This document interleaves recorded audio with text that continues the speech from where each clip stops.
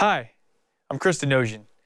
In our first video, Essential Drum Miking Part 1, we covered a basic drum mic setup. So that included a kick drum mic, a snare drum mic, and a pair of overheads. So today we just want to add to that. We want to do a hi-hat mic, and we're going to close mic the toms as well. The cool thing is we're going to add a twist to this. We're going to also add a second set of tom mics. So we're going to have some dynamic mics first, and then we'll throw in some condenser mics on the toms so you can hear the difference. Let's go ahead and get started. Let's talk about the hi-hat mic. Today I'm using an Audix 51, and when I'm miking a hi-hat, I like to have it about 3 or 4 inches above the hats. And these 51s are pretty sensitive, so I want to make sure I have them away from the snare drum so I can have as little bleed as possible. Another tip that I like to do is put it right in the middle of the area of the hi-hat cymbal on top.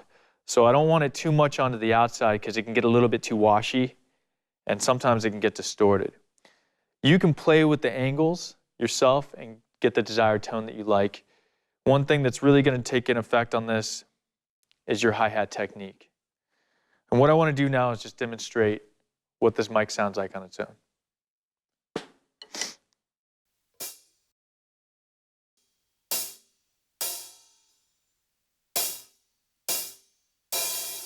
So that gives you a pretty good idea of where you can start with hi-hats. Let's get into the tom mics. I'm using a pair of Audix D2s on my toms, and I'm also using clips to hold them in place. You can also use a mic stand. These clips are really cool because they're light, they don't get in the way, and they're really quick to set up, and I can adjust them really easily. Now, as far as placement, what I like to do is I like to have the mics themselves pointing right to the center of that tom, so I get a nice stick attack, just like that. So basically, when that drummer's hitting it, I'm picking up the sound of him hitting that drum. One thing I also take into consideration when I'm miking my rack toms is how close it is to the drum head itself. The closer it is, the more low frequencies you're going to bring out of that drum. That's called proximity effect. It's basically the closer in proximity it is to that event of it being hit, you're going to get more low end. Now in rack toms, I tend to not want as much low end as I would on a different drum, so I kind of balance it out. The further away it is, the more natural it's going to sound. But I like to have that balance right there and just get a nice stick attack sound. Let's go ahead and listen to what it sounds like.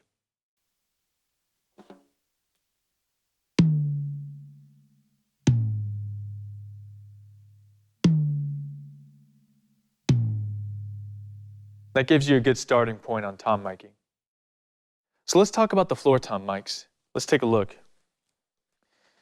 Today I'm using an Audix D4. And I really dig this mic because it's small, but it gets a lot of low end, a lot of bottom, which I need on floor toms. When I'm miking a floor tom, I will aim it at the center, but not directly in the center like I would a rack tom, because I don't necessarily need the stick attack as much as I would on a rack tom. So I'll usually aim it kind of in this area so I get a little bit more of that bottom popping out. That's a good place to start for me. You can adjust it if you want a little more ring and a little more bottom on that floor tom, or you can come in a little. That depends on the style of music, it depends on the drum, and it depends on the player. Another thing you want to take into consideration is that it's not aiming in at your snare drum, so you get a little less bleed.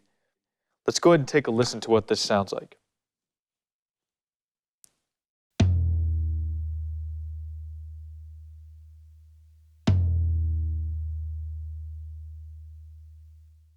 So that gives you a good idea of what the tom mic sounds like. I also wanted to mention that I'm using a mic clip. You can use a mic stand too. It's kind of a preference choice. I like these clips because they're lightweight and I have a lot of flexibility with my adjustments of the mic itself. I also want to mention that your overhead mics are going to dramatically affect your tom sounds as well. So you want to make sure you take that into consideration also. Let's take a listen to the hi-hat and tom mics with the whole kit.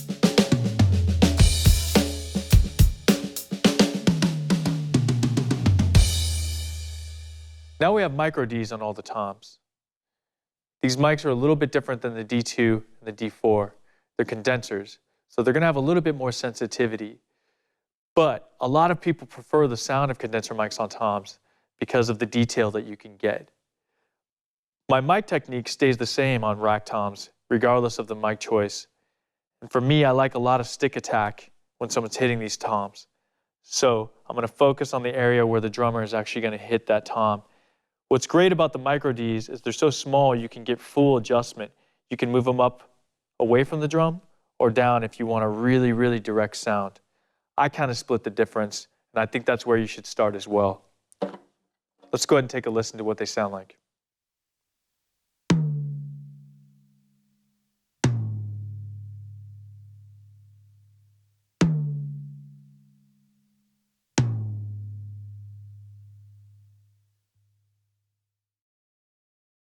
Okay, let's go ahead and move on to the floor tom. Once again, this mic is using a clip, so I have some full adjustment as far as miking this drum itself. My technique doesn't change with floor tom miking. I still like it to be a little bit outside of the center of the hit, so I get some of that ring and low end from the drum. The great part is I can adjust the height to wherever I want. So if I want more of a natural sound that's a little further away, I can get that with this mic. Let's go ahead and hear what it sounds like.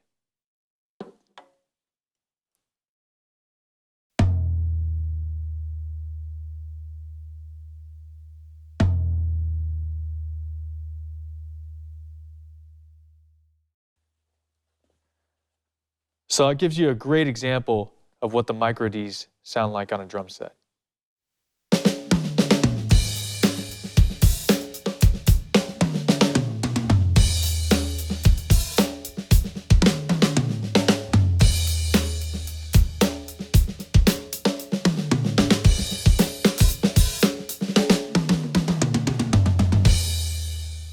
So we've accomplished miking the hi-hat and the toms.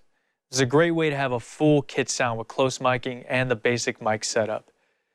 We did 2 different tom setups as well. I want to talk real quick and just review what we did. With the hi-hat mic, I like to have it away from the snare, in the middle of the hat, about 3 or 4 inches above that hi-hat. That'll give you a nice starting point. On the rack toms, I like to have those mics facing the center of the drum so I can get that stick attack hitting that tom. And on the floors, I don't mind them back a little so I can hear the life of those toms and the low end bellowing through. One of the things you're going to want to consider is that your overhead mics are going to dramatically affect your tom sound as well. Now in our first video, I did an XY pattern, so today I decided to spread that out a little bit and I did an NOS pattern. If you don't know what those are, you're going to want to check out different types of overhead mic patterns and experiment with those on your own. Let's talk about our mic choices. So today we added a hi-hat mic. We used the Audix51. What I like about this mic is that it has 150 hertz roll-off, and it also has a 10 dB pad, so it's a pretty versatile mic. You can use it on overheads, which I did. You can also use it on acoustic instruments and many other things. Now with our tom mics, we started with an Audix D2. This mic's very warm and has a tight polar pattern, so that means I have to do less in the end when I'm mixing. Now on our floor toms, we used an Audix D4. What's great about this mic is you can see by the size of it, it doesn't take up a lot of room, but it gets some massive low end. Now all of these mics right here are available in a drum pack called the DP7. That also includes some extra mics as well. The D6, which everybody knows for kick, and the I5, which we also used for snare. We used all these mics in today's demonstration, as well as an extra Audix51 for the hi-hat. Now, I'd also like to talk about the micro Ds that we used on the toms.